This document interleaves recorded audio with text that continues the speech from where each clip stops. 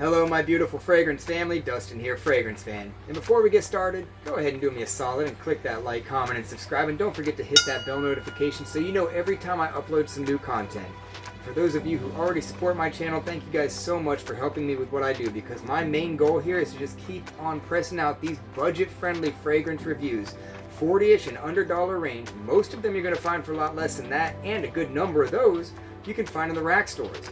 The one I'm talking about today, however, is not a native to the rack stores. It is, however, well known through the fragrance community, namely for their clones. And I'm talking about the Middle Eastern house of Armaf El Cielo.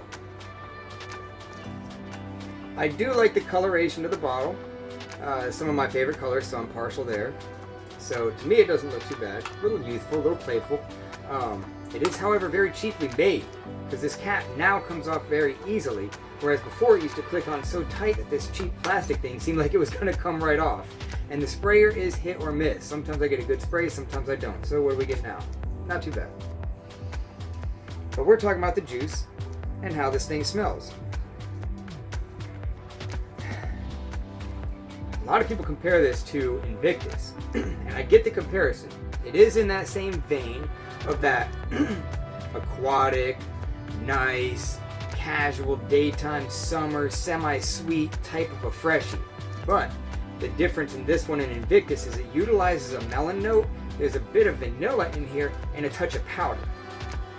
So just picture some nice melon, a little bit of vanilla to help support that melon, and some powder, just a light sprinkle of powder.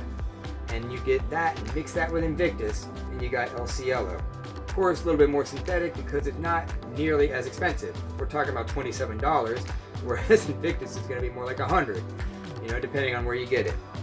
And the longevity on this is surprisingly good for being a summer freshie. I get about 7 hours out of this max, solid 6 hours every time I wear it. And I do get compliments from it. It is a compliment DNA type of a fragrance. Casual, mass-pleasing, daytime, summer-friendly vibes here. So you're not going to offend anybody. This is definitely office-friendly. And if you want to dial up the sprays a little bit, then you might get some more performance. I don't necessarily recommend it because this is pretty sweet. So it could be a little off-putting to some because it's sweet. It could get polarizing. So overall, I give it a 7 out of 10. Though it is a halfway imitation of another fragrance, it kind of goes its own direction, and I like the direction it goes. At first, I wasn't the biggest fan of it. I thought it was okay, but the more I spent time with it, the more I've grown to like it, and then I started to love it, especially when I would catch the little wafts of my sillage throughout the day. I'd be like, wow, I smell good. And then you start getting some compliments, and you're like, I really do smell good.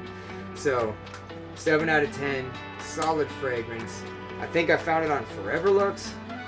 Pretty sure that's where I got it for $27, but you shop around, you'll find it for that price. And so that's my final thoughts on Armaf El Cielo. With that, I'm out. Y'all be blessed.